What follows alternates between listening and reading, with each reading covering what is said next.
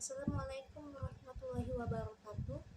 Perkenalkan, nama saya Melati Kurnia, NIM 2020161011 dari kelas 4A Seni Pertunjukan dengan dosen pengimpun Dr. Haji Hendra Wijaya, SAG MPDI.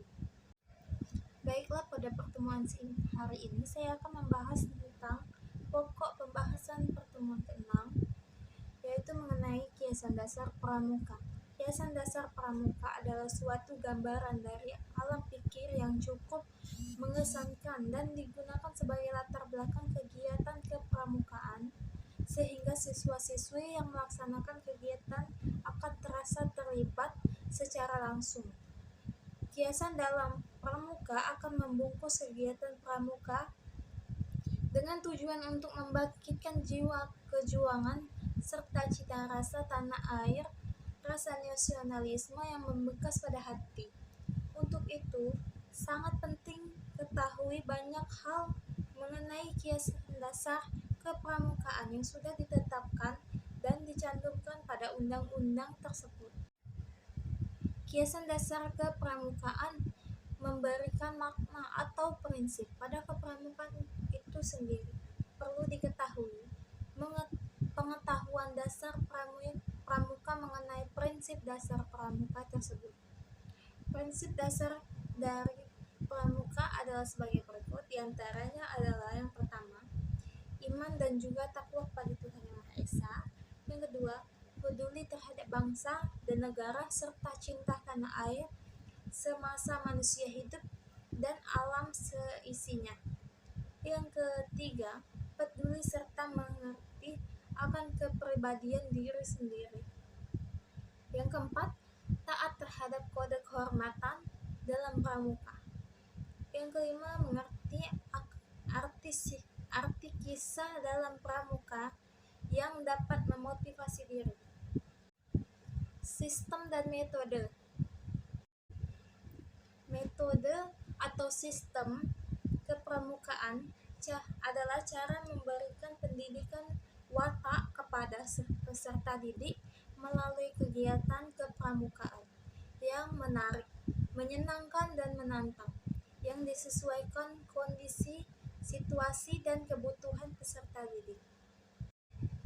Metode kepramukaan merupakan cara belajar progresif melalui yang pertama, pengalaman kode kehormatan pramuka. Yang kedua, belajar sambil melakukan dalam garis besar, learning by doing. Yang ketiga, sistem bergaul atau bisa disebut patrol system. Yang keempat, kegiatan yang menantang dan meningkatkan serta mengandung pendidikan yang sesuai dengan perkembangan rohani dan jasmani anggota muda. Yang kelima, kegiatan di alam terbuka. Yang keenam, kemitraan dengan anggota dewasa dalam setiap kegiatan.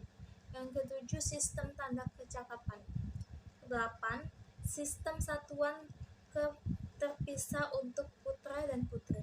Yang sembilan atau yang terakhir, kisah dasar. Berikutnya adalah kesukarelaan. Kesukarelaan adalah salah satu dari prinsip-prinsip dasar metode pendidikan kepramukaan berdasar ketentuan anggaran dasar dan anggaran rumah tangga pramuka. Selanjutnya dilandaskan pada sifat-sifat. Yang pertama, ketulusan hati. Yang kedua, tanpa pamrih. Yang ketiga, mengutamakan kewajiban daripada hak. Yang keempat, pengabdian. Yang kelima, tanggung jawab. Berikut adalah janji dan ketentuan moral. Janji dan ketentuan moral terdiri dari janji yang disebut satya pramuka dan ketentuan moral yang disebut dharma pramuka. Satya pramuka diucapkan secara sukarela oleh calon anggota atau pengurus gerakan pramuka dikala persamian menjadi anggota atau pengurus.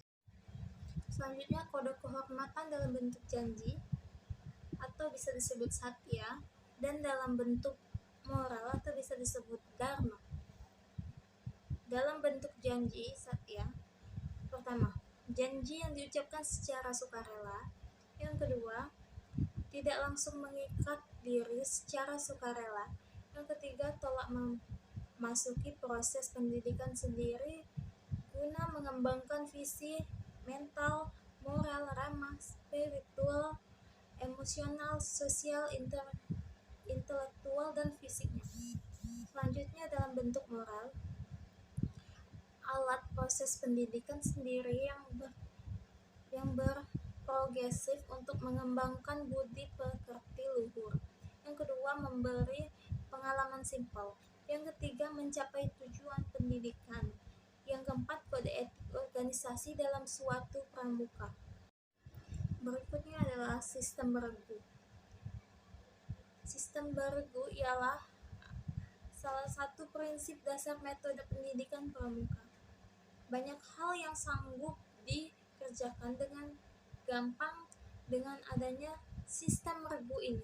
Regu dalam sistem peregu ini adalah kelompok kecil yang terdiri dari 5-10 orang anggota. Apa saja manfaat dari sistem beregu? Manfaat sistem beregu. Dengan menggunakan sistem beregu akan diperoleh manfaatnya. Di antaranya sebagai berikut. Yang pertama, memberikan kesempatan inspektor didik mengembangkan jiwa kepemimpinan. Yang kedua, mempermudah dan memperlancar proses pendidik bagi eksploitor didik. Yang ketiga, mempermudah menggerakkan eksploitor didik. Yang keempat, mempermudah pengawasan dan pengamatan. Yang kelima, mempermudah perkembangan dan langsung ekspektor didik. Yang keenam, memberi kesempatan ekspektor didik berlatih hidup bermasyarakat, bergotong royong,